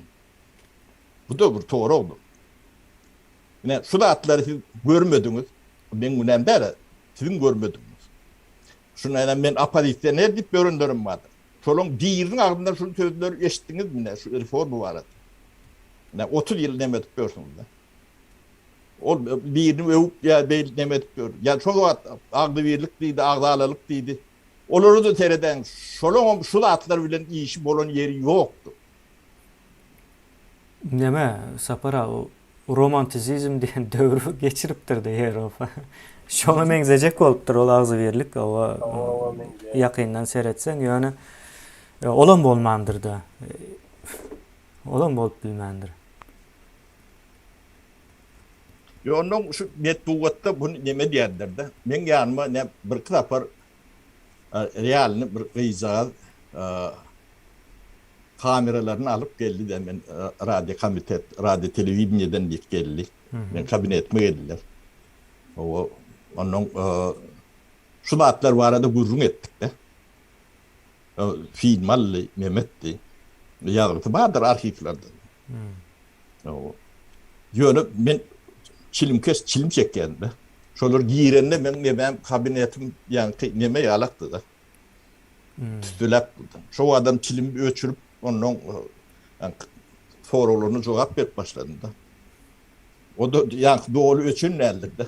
Elimde de kalem vardı. Onun kalan bilen bir zatlar düşünürýän, bilýärmi? Onda näme diýipdirler diýdeni? O özü barp niýat diýipdirler da. Radio telewiziýa başlygy. O iklimden reportajlarlyk bolun. Ola diýip çilimjaga çeken bolup bir reportaj berýär. O taýyn keheýelim diýip sorapdy. Yok, kellemi gelin. Kellemi gelin diýip näme diýär. Ne şulong demesin. Soň ýene de bir ýerlerde reportaj aldylar. Ýöne hiç ýerde näme der o. Onuň özümiz ýasagан berýärdik. Ine aýtmadyk ýerlerimiz bar. Ine biziň paýtalarymyz daşaryýdy satylmalylar. O. Yani valuta gerek bolsa. Onuň üçin hem sen laboratoriýaň bolmaly. Daşary ýurt standartlaryna analiz edip bilýän, şolar sertifikat berip bilýän laboratoriýaň bolmaly. Bir onuň laborantlaň bolmaly, şonu bilýän. Türkmenistanda birem ýok. Indi şonu biz yani Bremen'de ýürütip firma açdyk. Bremen'de o fikir eyledik. Şo taýda her 45 günde 20-25 laborant, yani ähli laborantlardan alıp ýiberýärdik de. Şo taýda okuýardylar, sertifikat berýärdiler, halkara sertifikat. Onuň şo nemesine, yani wypuskyny oýnamalarına çağırýardylar da käte. Onuň bir tapar barıp demedemizde video aldylar da. Onuň radyo komiteti verdiler, onu çıkarmadılar. Ne bizim eden dağıtlarımız katı kendir, onu bir böyle cürnay diyatlar. Yaşatma ettim oluyor. Bu dağıtlar bilen, yani görücülük katlığı var da, jurnalistiydi, propagandistiydi, böğürdiydi, leherdiydi. Soňa bir zat bar, ine sapara aklyma ýatmaýan bir zat bar. O giden 70 ýylyň o nemesinde, SSR'inde, yani bir totalitaryar, o propagandist bir neme rejimde. O taýdan bir jurnalist çıkmagan bir neme ýere ýokmy kendi ýan. Ben jurnalist ýok diýip oýnamalyydym o. O taýdan mümkin däl. Ya olara o berseň hem ine bar düşünşi şo da. O berilen maglumaty däldi. Galan bilen tüsän birleşdirip çilim çekmäne getirip bilýärler-de. Näme bir erwed edipdir, gowy edipdir, okey. O ýöne bir tanýarlar. Şular bilýärler, bildirdiler halka. Ýöne bizden soň ministr vardır. Bolondur, Nuri Ihtiyar'da. Ya kıdam ministr vardır. Yani 1023. O kimliğinden bilem de okta. Yani bir Cuma näme diýip meclisin bir adelin başlygy diýip. Ondan soň koranlar var. Yani şular şu demeni reformany yıkan adamlar. Yani Nuriýewiň ilki gelip nemedenni şu bıklıyım eden daha da oldu. Telpeňiz bilen girip aýryn. Ol halk düşmany. Onun 20-30 tane 17-20 näçe tane kitap bolmaly. Yani gollanma çykarýardyk da. Broşuralar. Nädik geçirmeli, yani metodologiýaň nemeleri de. Şolong hemme jetinde men adım geçýärdi. Bolýa sapara ýene bir soraýyn. Onu yaktırtırlar mı, yitirip nemettirler, yok ettirler. Bolýa sapara bir sorajak şu taýda. O bir adamyň o eden işlerini o ýok etmek üçin o halk düşmany diýip ýok edýärler. O okey, halk düşmany kim bolýar? Näde halkyň düşmany bolmaly? Bilmedim. Halkyň düşmany näde bolýar? Aýdyň sana da soraýyn. Ýildeşlerimiz o sizem kommentariýalarda ýazyň any. Halkın düşmanı kim? Yani çok açıklama kime verilip biliniyor. Onu kelleňize göre yazmaň bir ýerde barmy şoň ýazdy? Halkın düşmanı diýene nirde çıkan tariham gatyp o ýanky Stalin bilen giýitleri tanayan olsaň şol adamlaryň eden işlerine ýanky öwrenip görüm. Nirde halk düşmanı, watan dönügi diýen sözler haýsy rejimler tarafından en köp kullanılanını internetten tapıp bilersiniz o zatları. Özünüz internet demeyin, o barlaman görüp bilersiniz yankı. Kitapxanalarda, yenilerde o zatları. Kızıklanyan olsanız. Şol sözler nereden geldi Türkmenistan'a? Demokratiya bilen halk düşmanı. Yani demokratiyanın bariyerlerinden çıkıp geldiğimiz o sözler ya da başka bir yerden geldiğimiz o sözler. Saparağa indi men yankına hemen için sonra yani karşı çıkan adam oldu. Men için karşı çıkyalar. Sonra onun sebebi yine şol dövür. Aslında yine reforma geçirilen olsa, yerin eyesi, cemiyete yer verilen olsa ya da yine halka yer verilen olsa, yer halkın olan olsa, reformalar doğru geçirilen olsa, bazıları dören olsa, şu günkü näli adayda yaşardık biz. Ona yine vatandaşlar göz önüne getirip koyun şu zatları. Yersen ki hem mezadı özün etken, yani istesen bayap bilyen, istesen hem garip alıp bilyen, yönetsen isteyen oluyor. Birin isteyen garip alamam. Yine şol zat bolup bilyet, yani bir zatlar edilecek oluptur. Menem yine dine saparağı diye aytmayın, yine saparağı elbette onun içinde yine de bir neçe adam yani komandası deyin, saparağın toparı komandası. Näme diýerler? Yer su reforması sebebi maksat men ol işlerde görýän zadım şahsiyet düşüncesi yoktur yine saparağı düşman saparağı hatta düşman olan ýagdaýynda da oň edeni işi düşman olup bilmeýär sana. Sen düşmanın olsa da o şahsiyetin üstündäki bir zat. Döwlet nämesi bilen akly bilen edilen iş ol. Yer su reforması. Ve yeni bir sapar aýtylaýyn. Yer su reforması geçirilenden soň geçir oğru adam yer su reformasını islemez. Yeri arkana alıp gidip olan oyuna sapara aýtlar, onu alıp gaýdyp bilen o hazır yerin üstündäki önemçiligi öndürýärler we oğurluk bolýar. Şu günkü Niyaz komşon edýär, bu hazır komşon edýär, bulan arkasyndakylar hem şon edýär. Ýöne haçan da şol birinin adında yani dokumentalny tapu sisteminin neticesi, sistemasynyň netijesinde hazynan göz ölçülügünde halkın elinde olan ýagdaýynda kim sizin yerinizi alıp gidip bilýär? O da hem sizin kolya. O düýbünden başka bir zat.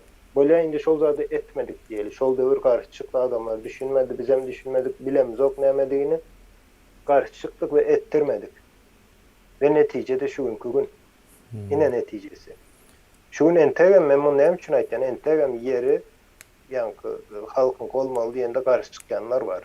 Döwletin kolmaly diýe we döwletin kolmaly diýen adamın Döwlet näme zat? Döwletiň nämeliginden bir döwleti birinci öwrenin, döwlet diýilen zat ol bina däldir ýa-da prezident däldir, ýani ol halk watan türkmen başy ýalňyş bir zat öňe aýtdym.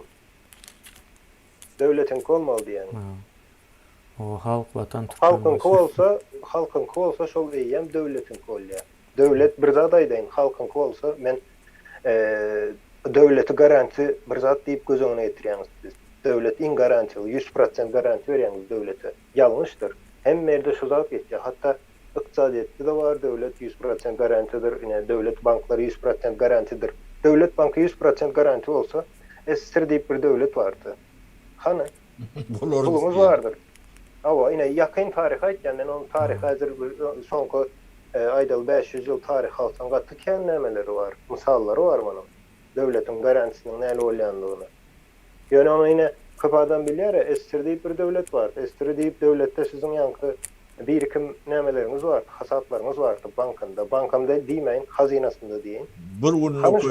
Bir günne koydu. Hani garanti şol. Şoň üçin döwlet diýmek haçanda yerin yankı altındaky üstündäki baýlygy ilatyň kolanda ine şol garantidir 100%. Onu size hiç kim aýtmaz. Yalandan mutuna gaz verer, mutuna su verer. Ýalňyşsa, o gaz, su hemme zat sizinki. Mutuna vermek demek yine döwlet mutuna üçine diýerler. Men birazcık näme gireýin berde. Döwlet mutuna bir zat berýär diýär. Mutuna hiç zat ýokdur. Mutuna vermek için bir yerlerden alıp size vermeli. Döwlet kimden alıp berýär? Amerikaýa alıp bir döwlet gider Afrikadan alıp berer. Ýöne Türkmenistan alıp bir döwlet. Özüňizden, sizden alıp yine size verer. Ýöne sizden alır 10 sanaty. Bir sanağından size verer, belki şonan vermez. Galanam döwlet diýip şol hökümetde kim bolsa şolara gider. 9 sanağdan. Bir sanağını size verer. Ine şoňa da mut diýäňiz, mut meditdiňe, mut gaz, mut su diýäňiz.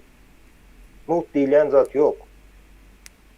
Yani yanlış bir zat. O mawtu bir yerden alıp vermeli size. Biri şoň hyzmatyny etmeli. Gazın ine turbasy bar diýdim. Ýöne köýza turbany biri çekendir. O turba nereden düşdi? Asmandan düşen ola. Ya da o düşen bolsa da asmandan düşen turbanam sen öýüňe gelmek için şonu bir daha dip çekmeli. Biri çekmeli ona. Ýene O zatlaryň hemmesiniň pullu bolmaly. Şol mut näme ine esir döwründe mutdat kän boldy. Şoň netijesinde şu mümkün estir ýok. Ýene mut däldi, ýene estirde mut ýalydy. Sene hyzmat edýän, işleýän sebäp öýde oturup bolan okdy. Ýalňyşmasam tapara estir döwründe öýde galsaň, sprafdan doktordan näme bolmasa tuny gerek ýadysyny batýardylar.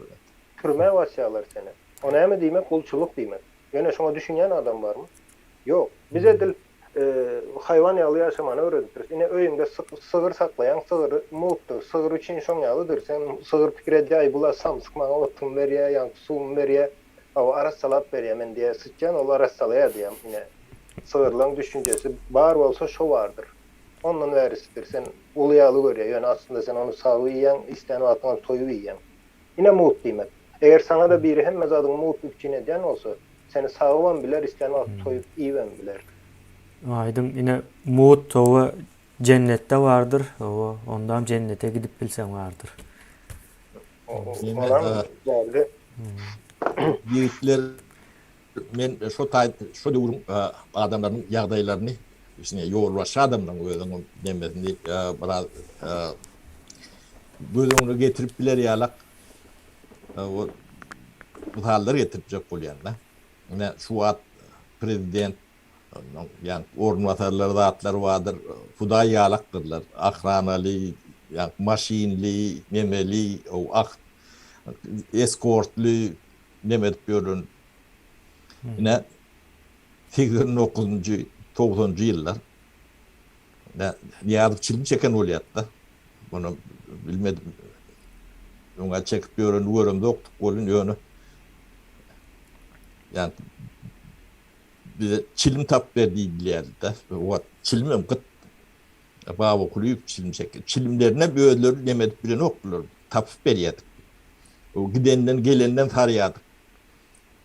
O bir nomerli çilim çekýärdi. Pönýä çedip mi ýa-da şu ýa nikotin adyrak şu daşarutlar bilen işlemimizi haýyş edýärdik. 4-5 blok çilim getirin nemet. Bawa okuyup çilim çekýärdi. Oňa demeti ýa protejesi vardı alyp. Şu ondan bundan tapıp ertip berýärdi. Şulara çilimni almalada pulları ýok. Gedaýdylar şular. Aýlygyňdan başga hiç zatları ýok şular. Onun ýanky eşiretiň nämedigini ýanky dogly bir paniateleri bolmalylar. Sebäbi näile bolanda 3 komutlu, 4 komutlu yani beýleklenkinden gowrakdyr onu şu jaýlarda ýaşap görün demetler. Niýady yani neme üniversitede berýändak jaý bardy. Kafe bardy, näme kafe diýip şoň üstüne jaýlar bardy. Ruskan işgärlerin jaýlar. Bar guraýyn bir köşk bardy.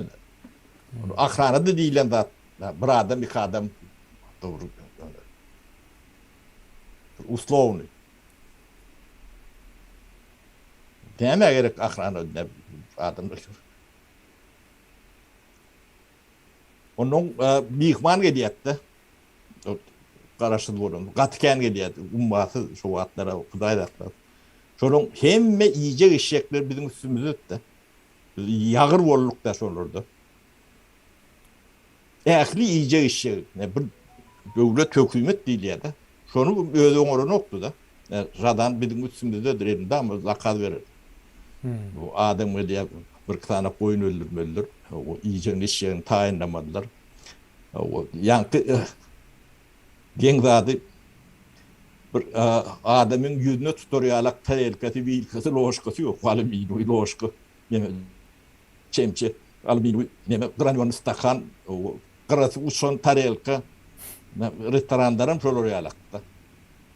Şolorunu senin öyümüzden çekip getirip berýär. Yığınap ondan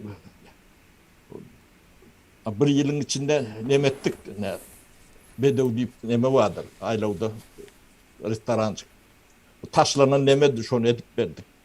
Remont edip onu mihmanlar şu taydı naharlap başladı. Onun ol yani müzikal uçuşu vardı. Onun aşağına taşlanan bir neme vardı. Kafe onu restoran edip nemet. Onun Suomi'nin правительственный nemesi var dağ çatında. Stalovoy var da. O da taşlanan. O da içinde hiç daha işten o. Şunu remont edip bir adamlara bu çölük neme verirler. Hem için diye diyedim. Evet, mümkünçülüğümüz vardı. Bunlar ne edip onun son peygamber oluyorlar böyle demet. Ratlar hiç kadrını bilen okulur. Demetini bilen okulur. Son onun biri akıl verendirler de şu önümçülükten yani finans nemeni elinden almasak bu önümçülükten hiç de edip bolun ok diye de.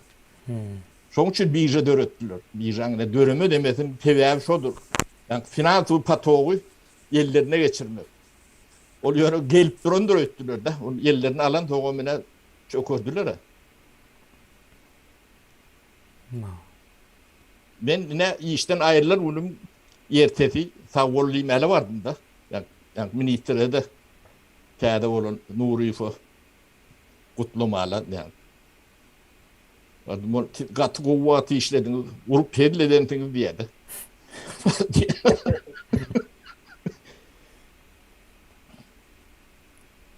Şobar eken. Bundan ödünüzü dersiniz diyeyim. O biz gittik onun o pulum kefilli. O hani partatan var hem de adam mavunun gelen pul yok da. Ben çok öd firmamı onun boy yine hem demesi dokumenti bilen bağdır şu zattan hem de adam bilen Peryatinska ölen olma mümkün o şu at 70'ten geçendi. Bu at yani toptundan geçen olmalı. O kakavay yani kakacan verdiği o olmalı.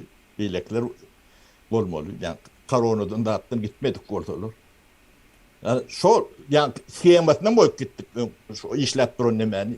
Dur şuna yönüm ben sizinki deyip ben çıkıp kayttım da. Gidiyen oldunuz. Ne başarayan adamlar bilen başarmayan adamlar Mehmet'i. Ödüm 9 tane ben minister var. Hani şu tarih görüp durun. Sonra benden başka temel kallı 4 yıl işlediler. Bolyan olsa bolsun. Bolmayan eken de. Demek olmayan eken. Yani şolun atlarını bilen adamım yok. Sapara biz yuvaş bugünlükçe nemedeli bir yarım saat oluptur. Son görmek kıyınrak düşüyor. Biz bunu devam edeli Sapara. İkinci bölüm yalaydık. Sebebi o tarih diyez. Zatları bilmeli mi kanka? İzliderlikle. Yüzleşmeseniz bu zatları düşünüyorum bilmerseniz geleceğinizi görüp bilmersiniz. Bunu bir yatlamak için aydamız yok. Siz yani geleceğinizi görüp demetmeniz için. Yorunuzu görmeniz için. Yorunuzu görkütmeyeler sizi.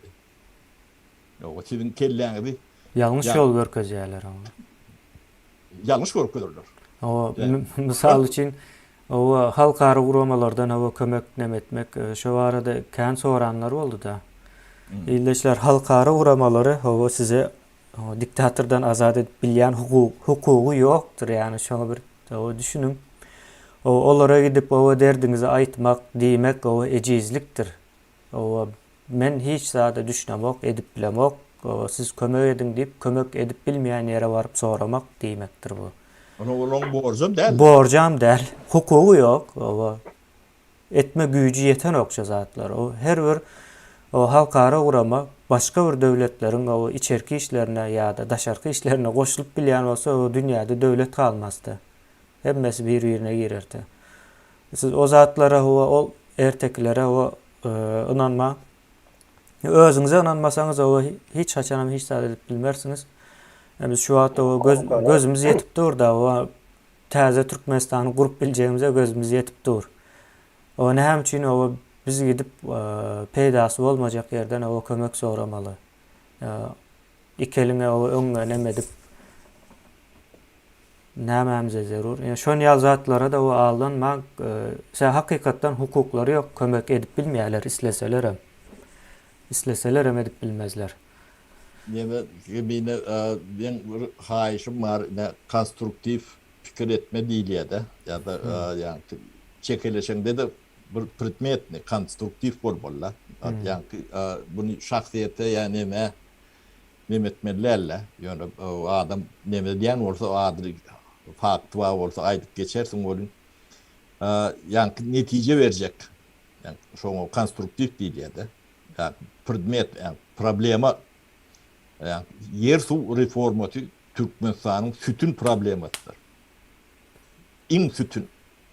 Şonu çözmen Türkmenistan Angrik yöret bilen ok. Başkaları yöret bilse de Türkmenistan yöret bilen ok. Sebebi ödü iyime prosesi katı iyir başlattı. Ödüm iyiven kutoryanı biri. Size yani daşından düşman gelip dedi şu bunu yetirenlerdir ödümüzdür. Ödümüzden ulu düşman yani görüp bilecek bilmedim. Demeniz yok. İn ulu düşman ödümüz bu. Onu bilmeseniz bitersiniz. O kadar diye de Türkler. Yani problemin ne yapmadığını bilmeyen çözüp bolyanlardır. Onu bilmek için ne acıda adam olsun tarihini bilen, geçmişi bilen. Öňüňizi görmek üçin, o da birini ýatlamak üçin ýa neme üçin değil. Öňüňizi görüp bilmek üçin. İkinji sapar şunda orýalak neme, çukuru kaçmadygyňyz üçin. Şonu görmän, şonu düşünmän, siz öňe gidip bilen tok. Bunu öňünden nemaýdy? Mümkin değil. Özünde gitdigiçe de erbet bol. Şu ada biri şeyli iýeňizde. Soňundan otda ýakym ýerdi. Yani bu toňu şeyle şu neme var ya da. Buna büyüğünü cehalet yatandır. Yani konstruktif fikir etmeyen adamlar cahildir. O cehaletin nämediğini, neticesinin nirek getiriyenliğini tarih durmuş yani tevigat diýeli size görkezip durur. Yani gözüňize sokup durur da. Şunun siz görmeseňiz başka bir sizin gözüňizi açyp görkezip bilmeden. Ne biz şular ýalak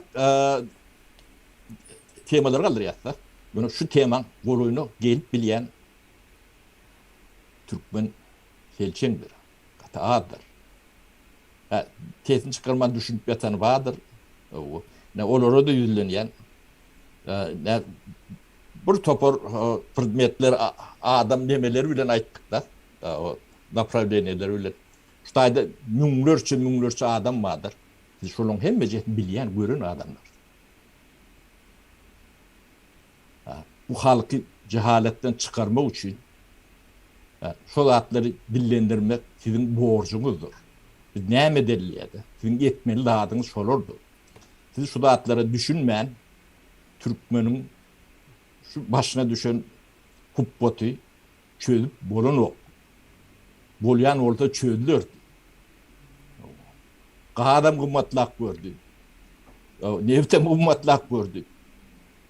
Pulum gelip gördü bolýan çözülýän näler? Sebebi yani o problemleri görmezden gelýäňiz, görmedik bolýaňyz, bilmedik bolýaňyz, başga da atlar neme diýäňiz.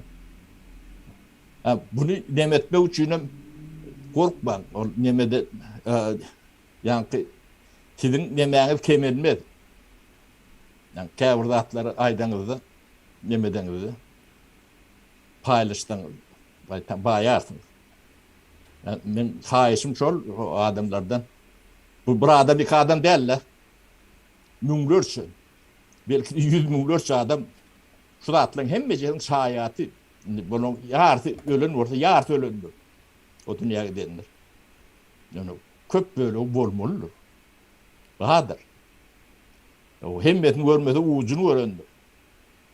Köpüde şunun içinde bolandı. Geçen komentaryada Sapar abiyle yazıptır şu zatları. Yanlışmasam ben şu komentarda okudum sonra o arada. Solam yaşan olmalı da şu zatları gören olmalı, bilyen Yo olmalı. da daşında deme o Yevrey göhüt neme arkadaşlarımız var. Olur o Türkmene gerek olmasa tapar biz näme üçin çıkarlıya da. Doğun arkadaşlarımız var. Bunun ödlerine gerek olmasa. O bir doktor Navuk var. Yani Germanya'da şu an işlep ve Venedik'te. O yani Institut Ekonomi Dönarlıkta şu bilgilen nemede katnaşıp nemet diyor. O çağalan mavtay dedi. Türkmene gerek olmasa bana näme diye. Türkmene gerek yani Türkmen çok gerek yani bilen olsa. O Yani hiç kellesini kaldırıp seyretçilen bolan o. Yani katbıyla şu zat. Katı yüzle inamedilya. Yine yol meselesine kemine bir videosunda yolları görközü Türkmenistan'ın yanlışmasam sol alçık nene olup yatır. Şonda komentaryalarda bir iki sanık nemeler var. Hatta köprek bölüğü yollar problema değerli edip seyrettiler şu dağda. Öğrençen de yola. Adamlar diye o taydan çörek tapan o biz yolun gurrun ne diyeniz. Şimdi tarihi seyredin. 2000 yıl ön yani milattan ön değil yani. Before Christ. Mawa.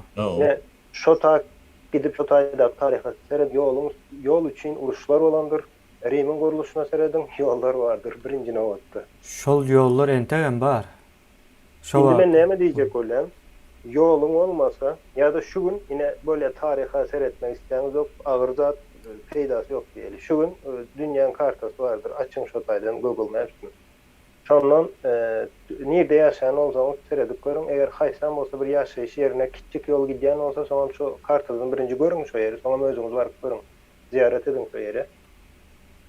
Adamın durmuş yaşayış şertleri näli ve yolun gelen yerlerinde yaşayış şertleri näli.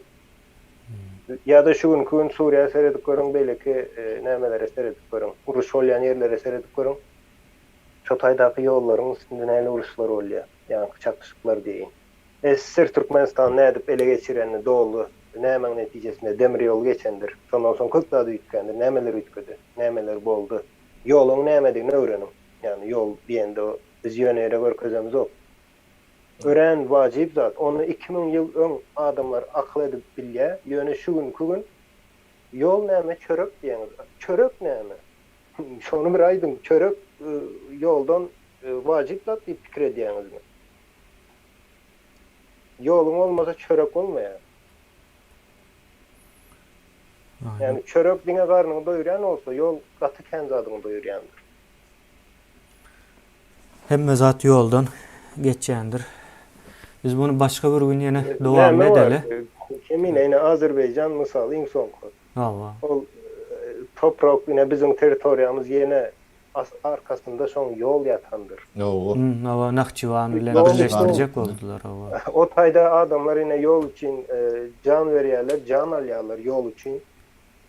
yol kesilen soň ähli türkü dünýä Şol ketilýär. hawa şu temanyň ýekece özüni alsa var ya bir 3 saat adam utat bolanok da şol Azerbaýjanyň hawa Nakçıvan bilen birleşmesi hawa dünýäni nähili üýtgetjegini.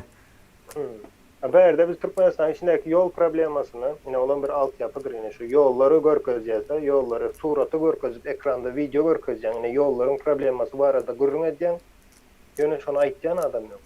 Kaptalyňda Azerbaýjan uzağa gitmek kaptalyň. Ya da öňkü döwre gideli, bolýa bizim aklymyz ösmendir diýsen, 2000 ýyl öňkü adamy ýalan pikir edip bilemiz okmy? Biz 2000 ýyl mundan öňkü taryha gidýän ýene ýoluň üstünde uruşlar bar, ýene şu ýol çekdirler. Haysam bolsa bir imperiýa gurulýar, derre birinji edýän işi bir imperiýa bolup bilmek üçin hatda ýylan edip bilmek üçin şonu. Näme etdiler? Ýollar gurýarlar. Ýollary goramak üçin ýörite aýry ýa-ni budjeti diýen şoň nämesi bar. Proyektleri var. Ýollary gurmak we ýolları Kerwansaray goramak. ine o nemeden gelýändir şu Terjukluň kerwantaraylar vardır. Her yol şol ýanky transport arteriýa şol. Atly ýöne demedilýär. Onu atlar 1 kilometre 50 kilometreden çalışmaly ýa tuw bermeli, ot bermeli adam ýa diye. Şu kerwantaraylar şo neme gurulan demeler. Özüm yani Türkmenin tarihinde devlet kuruluşu katı giyiniştir. Ne nizamın mülk deyip şonu bir okak görüm. Ne Selçuklu lemesinde o nizam demek, düzgün demek. Mülk diyeyim, ne devletin mülkü. Şon nizami, şon kepili, garantiyeti. O ne 11. 12. asırlarda demedilen yeterliler subatlar. Ha, sizi bildirmeyendirler, demetmeyendirler, o başka mesele. Yani indi böyle derler şu an. Yani Türkler katı, Türkiye'de öğreniyorlar.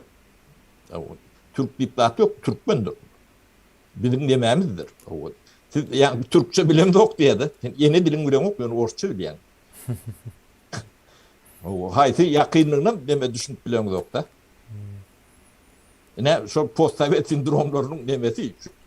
Yok, şol nemeden uzaklaş ya Sapara. Yine post-sovet sindrom demek, o hakikattan uzaklaşmak demek. Hakikati gören vaktin nemeden Matrix'e kino var ama tezesem ne çıkıyor da yakın vakitte.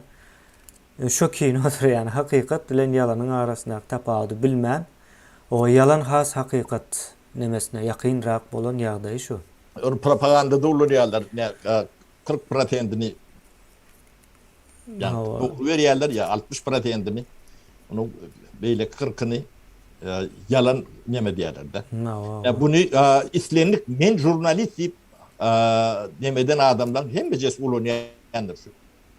Tabii propagandanı evet demesi öyle diye de. Yo sonra Sapara yine Sovet nemesinden çıkıp o men jurnalist diyeyim yani hiç kimin hakkı yoktur.